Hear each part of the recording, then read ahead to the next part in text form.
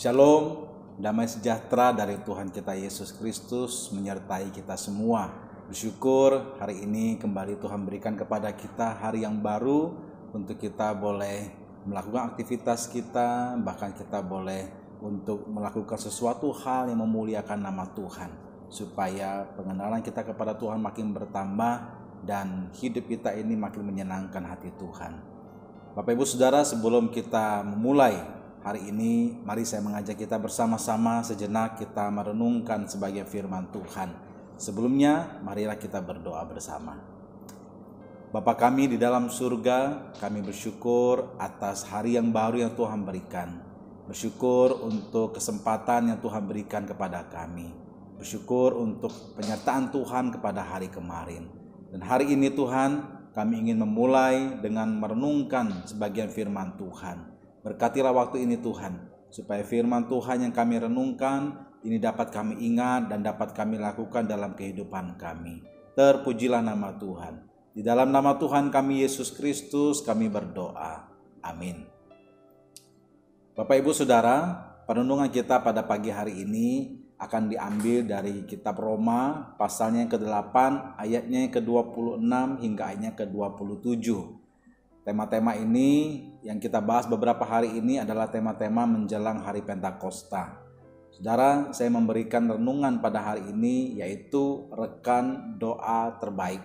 Sebelumnya saya akan bacakan bagi kita Roma pasal yang ke-8 ayat 26 hingga ayatnya ke-27. Demikian firman Tuhan. Demikian juga Roh membantu kita dalam kelemahan kita, sebab kita tidak tahu bagaimana sebenarnya harus berdoa. Tetapi Roh sendiri berdoa untuk kita kepada Allah dengan keluhan-keluhan yang tidak terucapkan. Dan Allah yang menyelidiki hati nurani mengetahui maksud Roh itu, yaitu bahwa Ia sesuai dengan kehendak Allah berdoa untuk orang-orang kudus. Nah Bapak Ibu Saudara, kemarin kita sudah diingatkan melalui renungan pagi yang disampaikan oleh Guru Injil Setio bahwa sebentar lagi kita akan peringati atau merayakan salah satu agenda besar gerejawi, yaitu Hari Pentakosta, yang secara harafiah berarti hari ke-50. Pentakosta berarti 50. Apa maksudnya Saudara? Ini adalah hari ke-50 yang dihitung sejak hari kebangkitan Tuhan Yesus, atau 10 hari setelah hari kenaikan Tuhan Yesus ke surga. Hari Pentakosta ditandai dengan turunnya Roh Kudus yang sesuai dengan janji daripada Tuhan Yesus yang dicatat di Yohanes 14, yaitu roh kebenaran atau penolong yang akan menyertai kita selama-lamanya. Hari ini kita akan belajar salah satu peranan Roh Kudus dalam hidup kita, yaitu menjadi rekanan doa. Alkitab memberitahu kita bahwa 2 lebih baik daripada 1. Kita bisa lihat hal ini bergema di kitab Kejadian misalnya, pada kisah Adam dan Hawa, bahwa ketika Adam sudah diciptakan, Tuhan itu memandang tidak baik untuk manusia seorang diri, maka Allah menciptakan penolong baginya yang sepadan. Lalu diciptakan seorang perempuan dan Adam memberi nama Hawa kepadanya. Raja Salomo juga pernah berkata bahwa 2 lebih baik daripada 1, yaitu di kitab Pengkhotbah pasal yang keempat ayat 9 hingga ayatnya ke-10. Dikatakan di situ berdua lebih baik daripada seorang diri, karena mereka menerima upah yang baik dalam jerih payah mereka. Karena kalau mereka jatuh, yang seorang mengangkat temannya. Tetapi atau sengsaralah orang yang jatuh yang tidak mempunyai orang lain untuk mengangkatnya. Jadi ini bicara bahwa pentingnya ada rekan yang bisa menolong. Dan melalui sejarah kita juga bisa menyaksikan ada penemuan atau kisah-kisah yang luar biasa dari partnership atau rekanan atau 2 orang yang saling menolong. Misalnya Daud dan Yonatan yang saling menyelamatkan, Paulus dan Barnabas yang merupakan tim penginjilan yang hebat untuk orang-orang non-Yahudi. Lalu juga ada Bill Gates dan Paul Allen yang merupakan penemu Microsoft, dan masih banyak lagi Saudara. Nah hari ini saya mau bicara tentang rekanan atau partnership yang luar biasa yang kita semua orang percaya bisa nikmati.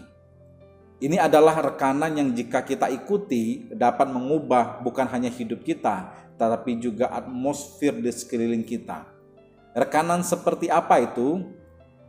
Rekanan yang luar biasa itu adalah antara kita dan Roh Kudus, dan secara khusus rekanan dalam hal berdoa.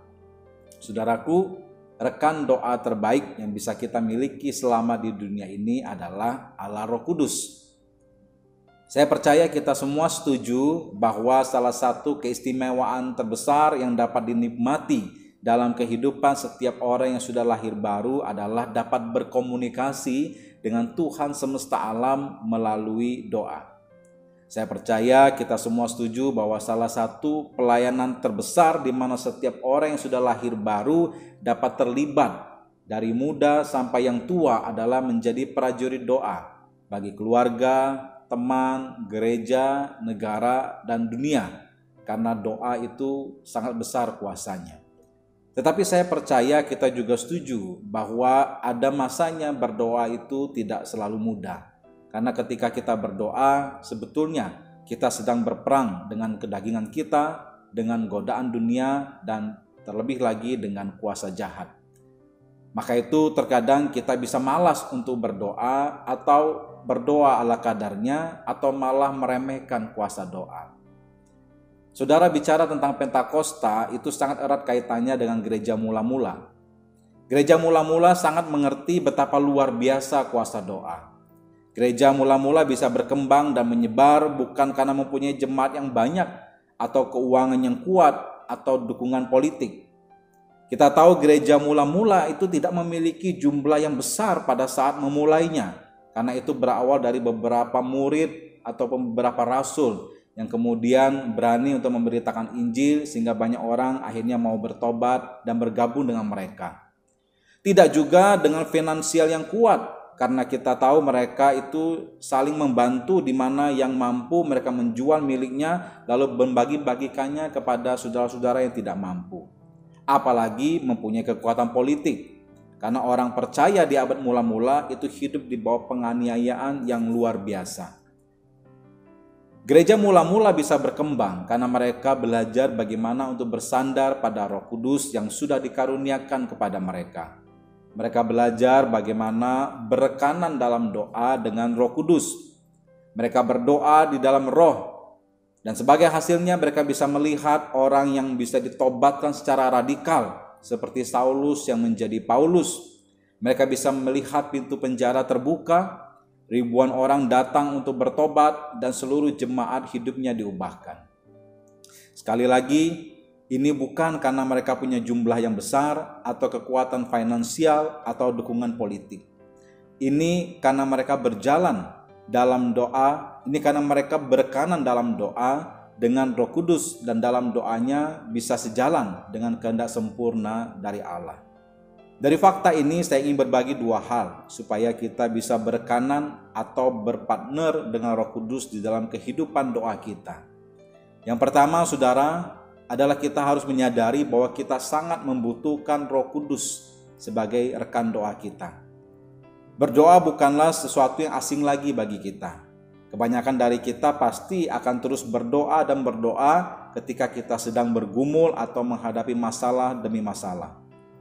Kita pasti pernah kecewa, kepahitan, tidak berdaya, kehilangan orang terkasih, menerima laporan kesehatan yang buruk, kehilangan pekerjaan, mempunyai musuh, atau menghadapi pencobaan dan penderitaan. Semua ini bisa menempatkan kita dalam kebingungan, kekhawatiran, bahkan depresi.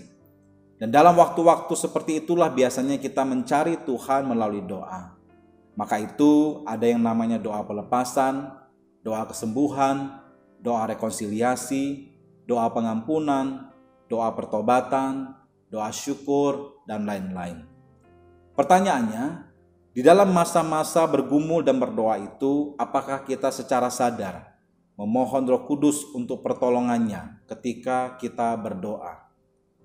Kita tahu bahwa Roh Kudus adalah guru kita, penolong kita, penghibur kita, tetapi apakah kita juga tahu bahwa salah satu hal yang luar biasa yang Roh Kudus ingin lakukan dalam hidup kita adalah menjadi rekan doa kita?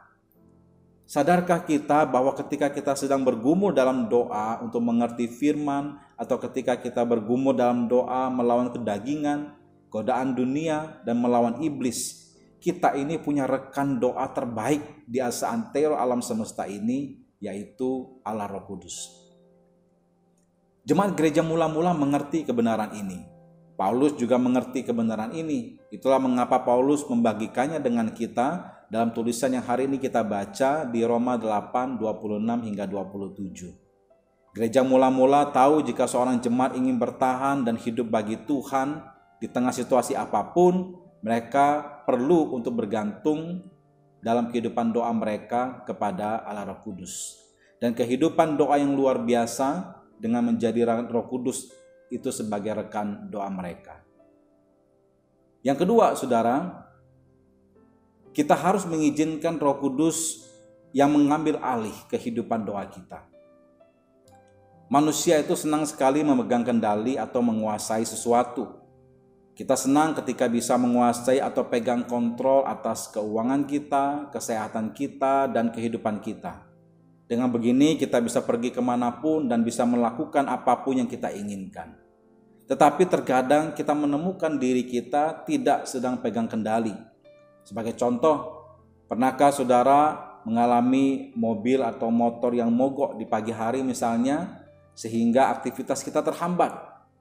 Ketika kita bawa ke bengkel, kata montirnya perlu waktu seminggu untuk diservis. Tiba-tiba kita sadar kita tidak punya kendali lagi atas kendaraan kita, sehingga kita harus bergantung kepada pihak lain. Misalnya naik angkot, naik ojek online, ataupun minta tolong teman untuk antar jemput. Nah, ketika itu terjadi, kita pasti tidak bahagia karena harus percayakan sesuatu kepada pihak lain atau bergantung kepada orang lain. Kita merasa diri kita dibatasi dan dihambat. Tetapi saudara, ada satu kebergantungan yang baik di mana kita tidak perlu pegang kendali, yaitu di dalam hal berdoa. Saudara, percayalah bahwa kita tidak akan yakin seyakin-yakinnya bahwa sesuatu yang kita minta dalam doa kepada Tuhan adalah yang terbaik bagi kita. Seringkali ketika kita berdoa, kita tidak selalu tahu apa yang terbaik menurut kita untuk seseorang atau untuk sesuatu yang kita doakan. Itu karena kita tidak dapat melihat gambaran besar atau gambaran utuh hidup kita atau hidup orang lain yang kita doakan. Kita tidak tahu tentang masa depan atau yang akan datang. Kita juga tidak tahu apa yang ada dalam hati orang yang kita doakan atau apa yang terbaik baginya. Kita ini mudah kebingungan atau mudah berpikir keliru. Kita bisa dengan mudah meminta kepada Tuhan untuk menghilangkan sesuatu dalam hidup kita, padahal sebetulnya Tuhan mau gunakan sesuatu itu untuk membantu kita atau menaikkan level hidup kita. Coba kita ingat-ingat lagi ke belakang. Adakah sesuatu yang dulu kita pernah doakan untuk dihilangkan, tetapi justru itu yang membuat kita selamat atau berhasil? Hari ini kita mungkin bersyukur dan bilang, untung Tuhan waktu itu tidak jawab doaku. Kalau Tuhan jawab, maka mungkin aku tidak ada sebagaimana aku sekarang ini. Saudara, Roh Kudus dapat melihat masa depan. Roh Kudus tahu apa yang terbaik bagi setiap kita secara personal ataupun secara komunitas dalam keluarga, pekerjaan, atau pelayanan. Roh Kudus adalah Tuhan sehingga Dia tahu betul isi hati Tuhan, dan Roh Kudus sanggup untuk menuntun dan menolong kita mempunyai kehidupan doa yang luar biasa. Roh Kudus itu sempurna, maka itu kita harus mengalihkan kendali atas hidup kita kepada Roh Kudus. Caranya adalah kita harus mengizinkan Roh Kudus untuk menuntun kita di dalam doa-doa kita. Jika kita menyadari kebutuhan kita akan Roh Kudus dan kita mengizinkan Roh Kudus untuk mengambil alih hidup kita, khususnya kehidupan doa kita, maka saya percaya hal-hal yang mengherankan dan luar biasa akan terjadi dalam hidup kita. Ketika kita berdoa, yang pertama kali diubahkan adalah kita yang berdoa. Karena ketika kita berdoa, Roh Kudus secara aktif mengubah dan membentuk hati kita. Ketika kita berdoa, pikiran kita akan dibaharui. Ketika kita berdoa, kita akan mulai melihat kehidupan yang baru dibukakan di hadapan kita. Ketika kita berdoa, iman kita kepada Tuhan makin bertumbuh. Dalam ayat 26, Paulus berkata, demikian juga Roh membantu kita dalam kelemahan kita. Sebab kita tidak tahu bagaimana sebenarnya harus berdoa, tetapi Roh sendiri berdoa untuk kita kepada Allah dengan keluhan-keluhan yang tidak terucapkan. Saudara, jika kita berserah kepada Roh Kudus, maka Roh Kudus akan menolong kita setiap kita berdoa kepada Tuhan. Tetapi ini bukan berarti kita diam saja ketika berdoa dan biarkan Roh Kudus yang berdoa kepada Allah. Bukan begitu, saudara. Kita tetap harus menyampaikan sesuatu yang ingin kita sampaikan kepada Tuhan. Maksudnya adalah selalu jadikan Roh Kudus sebagai rekan doa kita. Dengan meyakini ayat ini, bahwa Roh Kudus selalu membantu kita berdoa kepada Allah. Karena saudara, akan ada masanya ketika kita tidak dapat menemukan kata-kata yang tepat untuk berdoa. Namun Roh Kudus yang selalu menyertai kita, yang tahu akan kondisi kita yang sebenarnya, pasti akan menolong kita. Dia dapat mengubah tangisan kita atau keheningan kita menjadi doa yang bisa menggerakkan hati Tuhan. Oleh sebab itu, marilah kita mau selalu menjadikan Roh Kudus sebagai rekan doa kita, supaya kita memiliki kehidupan doa yang luar biasa. Puji Tuhan. Saya mengajak kita untuk bersama-sama berdoa. Mari kita berdoa. Bapa kami dalam surga, kami bersyukur Tuhan untuk perenungan pada pagi hari ini, yang mengingatkan tentang salah satu peranan Roh Kudus dalam kehidupan setiap orang percaya pada saat ini, yaitu menjadi rekan doa. Biarlah setiap kami Tuhan, mulai hari ini kami belajar bahwa kami menyadari bahwa kami membutuhkan Roh Kudus sebagai rekan doa kami. Dan biarlah kami juga mengizinkan atau membiarkan Roh Kudus yang memegang kendali atas kehidupan doa kami. Ketika kami berdoa, kami selalu tunduk kepada Roh Kudus, tidak menyampaikan permohonan kami menurut kedagingan kami atau menurut apa yang kami pandang baik. Tapi ketika kami berdoa, kami selalu berserah kepada Tuhan, selalu berdoa untuk mengutamakan kepentingan Tuhan. Dan dengan demikian kami percaya bahwa Roh Kudus akan menuntun kehidupan doa kami, bahkan dapat menuntun kami berkata-kata ketika kami berdoa. Dan dengan demikian hidup kami akan makin diubahkan, makin hari bisa makin menyenangkan hati Tuhan. Kami mohon supaya Roh Kudus boleh menjadi rekan terbaik kami dalam kehidupan doa. Terima kasih Tuhan untuk perenungan pada pagi hari ini. Terpujilah nama Tuhan. Di dalam nama Tuhan kami Yesus Kristus, kami sudah berdoa, kami memohon dan kami bersyukur. Amin. Tuhan memberkati.